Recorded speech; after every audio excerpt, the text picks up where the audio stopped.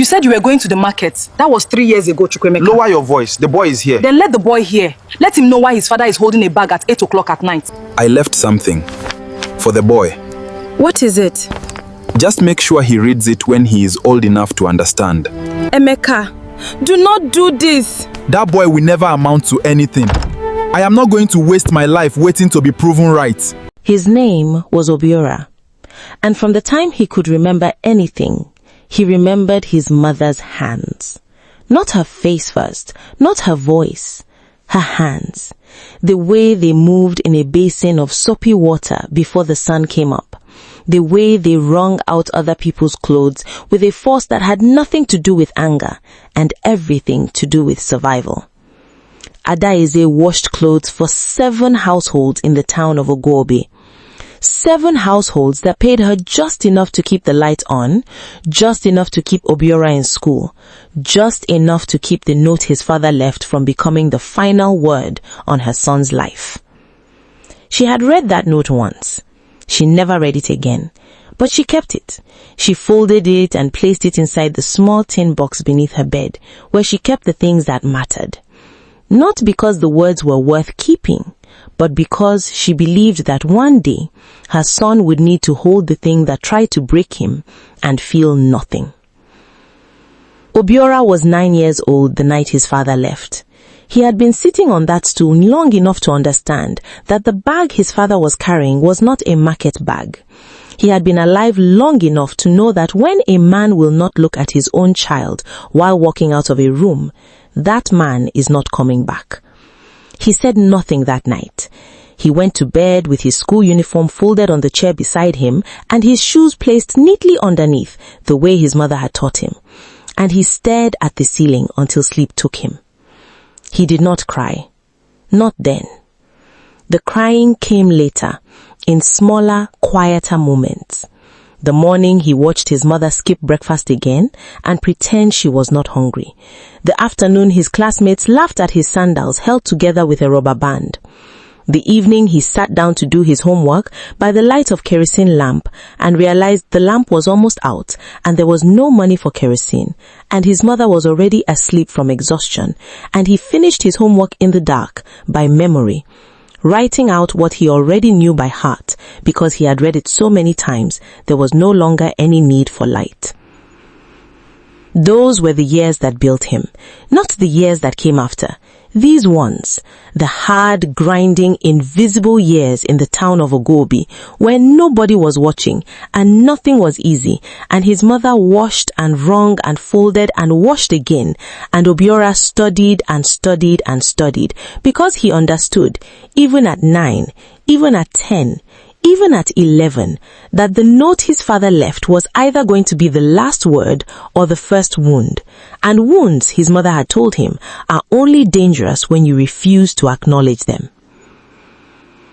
She never let him pretend the pain was not there, but she never let him sit inside it either.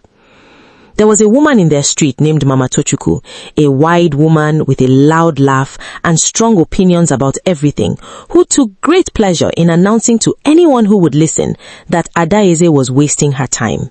She said it at the borehole, she said it at the market, she said it at the church gate after Sunday service, with her wrappers freshly starched and her voice carrying further than it needed to.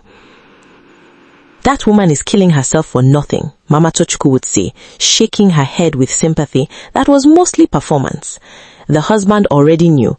A boy from that kind of blood, you can wash and wash. Some things do not come clean. Adaeze heard it. She always heard it.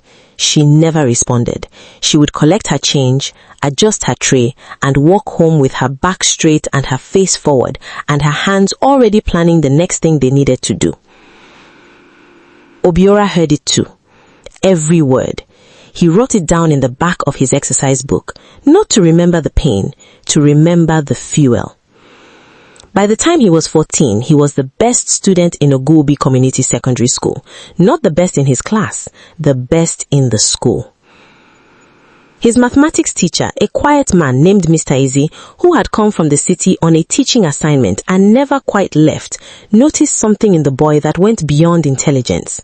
It was hunger. Not the hunger of poverty, though that was present too. It was the hunger of a person who had been told they were nothing and decided, without drama, without announcement, to spend every waking hour proving the opposite. Mr. Eze began staying after school to work with Obiora. Extra problems, advanced texts borrowed from the city, conversations about universities and scholarships, and a world outside Oguobi that most children in that school had never been given permission to imagine. He was not a wealthy man. He could not fund what he saw in the boy, but he could point, and he pointed faithfully. It was Mr. Eze who found the scholarship application, a national competition run by a private foundation open to students from low-income households, covering full university tuition, accommodation, and a monthly stipend. Mr. Eze brought the form to Obiora on a Tuesday afternoon with the quiet excitement of a man who knows he is holding something important. Obiora read the form twice. Then he looked up and said, "Will they actually give it to someone like me?" Mr. Eze said, "Fill the form. Let them tell you themselves." When word spread in Oguobi that Adaize's son had applied for a scholarship, the town did what small towns always do with hope that does not belong to them. They doubted it loudly. Mama Tochukwu led the commentary with her usual authority, declaring at the borehole that the scholarship people would take one look at the boy's address and move on to the next candidate. Others were kinder in tone, but equal in certainty. Nobody from Oguobi had ever won anything like that. Nobody from Oguobi was supposed to. Adaize said nothing to any of them. She helped Obiora press his only good shirt for the interview. She plaited her hair the night before and woke up at 4 in the morning to make sure they arrived at the bus stop before dawn.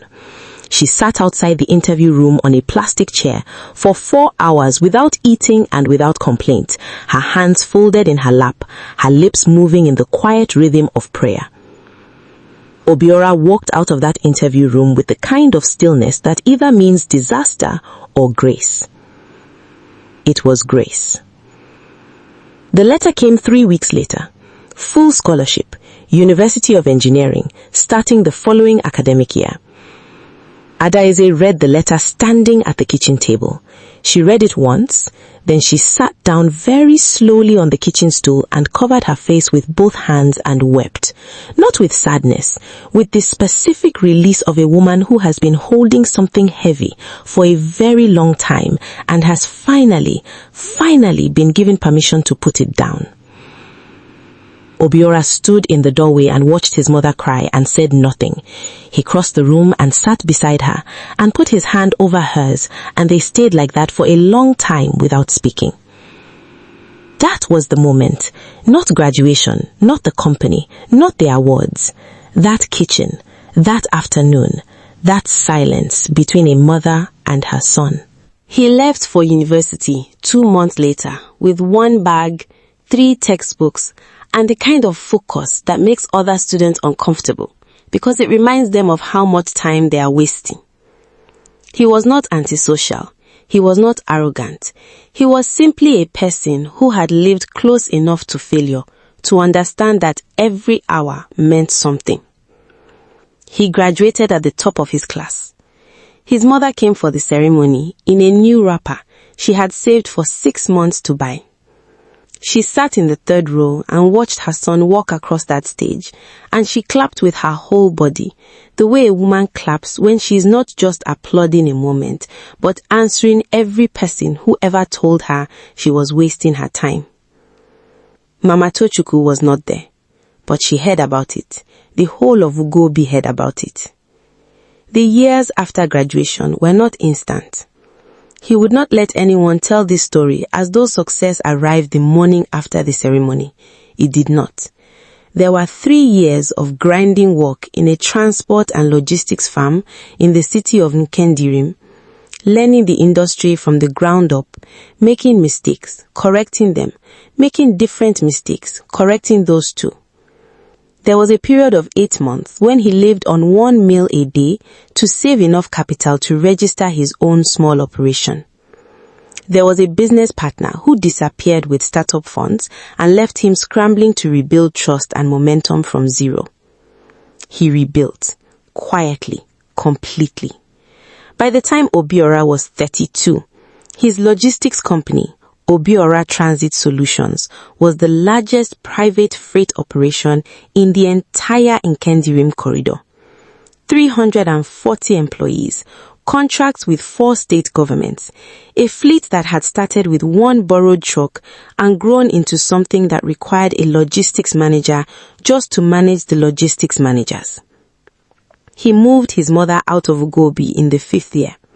He built her a house with a garden and a gate and a kitchen large enough to cook in without pressing her elbows against the walls. And he told her she was never washing another person's clothes as long as he was alive. Adaize protested mildly, the way women who have spent their whole lives working protest rest, with love and reluctance and a quiet gratitude that lives deeper than words. She accepted. She planted tomatoes in the garden. She slept past 5 a.m. for the first time in 30 years. The note stayed in the tin box. Obiora had not forgotten his father. A man does not forget the first voice that told him he was nothing. He had simply refused to let that voice be the loudest one in the room. Chukwuemeka had remarried 2 years after leaving Ugobi. He had started a new family in a town 3 hours away. He had built a small life and apparently told his new family very little about the son he had left behind, with a folded note and zero confidence. That small life had now collapsed. The new wife had left. The business he had been running, a small provision store, had folded under debt. The children from the second family had scattered. Chukwuemeka was 61 years old, and he had arrived without warning at the gate of Obiora Transit Solutions on a Thursday morning, older and smaller than Obiora remembered, wearing a shirt that had seen better years and carrying the particular shame of a man who has spent decades being wrong. He had not come alone.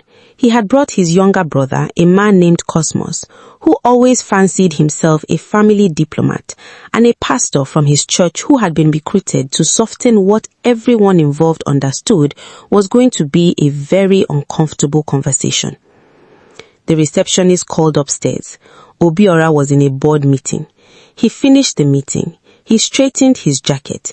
He told his assistant to bring 3 cups of tea to the small reception room on the ground floor and to make sure the room was quiet. He walked downstairs. When he entered the room, Chukwuemeka looked up, and the first thing that crossed his face was not guilt, it was shock. The shock of a man who left a 9-year-old boy in a mud house and now has walked into a building with his son's name on the sign above the entrance. Obiora greeted them. He sat down. He asked if they wanted anything. The tea arrived and nobody touched it.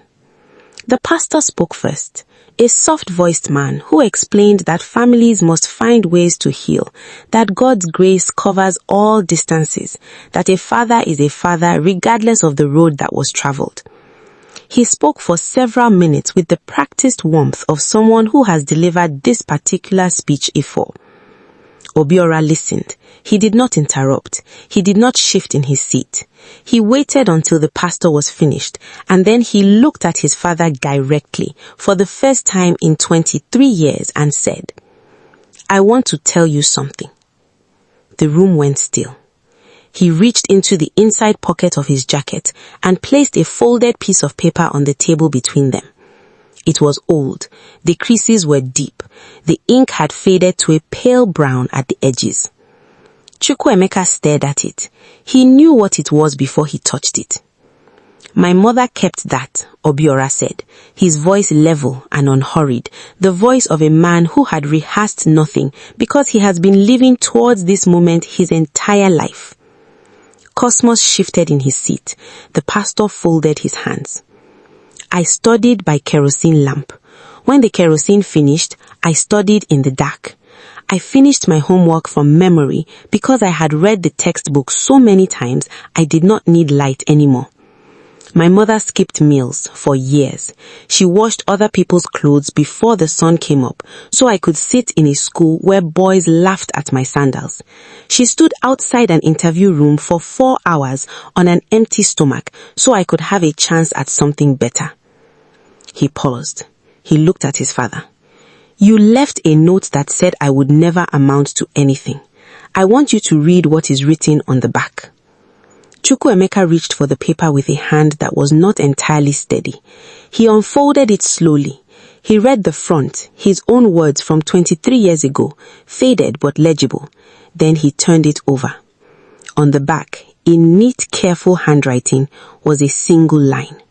She was right. You were wrong. The room was very quiet. Chukwuemeka's jaw tightened. His eyes moved across the words twice, 3 times. Cosmos looked at the table. The pastor looked at the window. Obiora stood up. He adjusted his jacket. He looked at his father one last time, not with hatred, not with triumph, but with the complete and total calm of a man who no longer needs anything from the person in front of him. I will send something for your upkeep, he said, monthly, a reasonable amount. My assistant will contact you with the details. Not because you are owed it, because my mother raised me to take care of people regardless of what they deserve. He picked up the note. He put it back in his pocket. But this door, he said, gesturing once briefly to the room around them, is not open, not for family dinners, not for reconciliation, not for whatever the pastor had in mind when he agreed to come today. I wish you health. I wish you peace. I do not wish you my time. He walked to the door. He paused with his hand on the frame. He said, you can finish the tea. It is good tea. And then he was gone. Chukwuemeka sat in that room for a long time after Obiora left. Cosmos said something eventually. The pastor said something else. Neither of them said the right thing to say to a man sitting in his son's building, holding a note he wrote 23 years ago, reading 4 words written on the back that answered every question he had ever refused to ask himself. She was right. You were wrong. That evening, Obiora drove to his mother's house. He sat in her garden while she watered her tomatoes. He did not tell her about the meeting immediately. He sat with her in the quiet of the evening, the light going gold and slow over her garden, her hands moving gently through her plants the way they had always moved, purposeful, unhurried, alive. After a while, she looked at him and said, "You have something to tell me." He smiled. He said, "He came today." Adaze set down her watering can. She looked at her son for a long moment. Then she said, "And?" He said, "I gave him back the note, with an addition." She was quiet. She looked at her tomatoes. She looked back at him. "Are you at peace?" she asked. He thought about it honestly. He looked at the garden. He looked at his mother's hands, no longer cracked, no longer raw, resting now at her sides in the evening light. "Yes," he said. She nodded once. She picked up her watering can. "Good," she said. "Stay for dinner." He stayed. When someone walks out on you and comes back only when they need something, do they deserve your help, or did they lose that right the day they left? If this story touched you, please like and subscribe. Share it with someone who needs it today. And drop a comment. We want to hear from you. God bless you.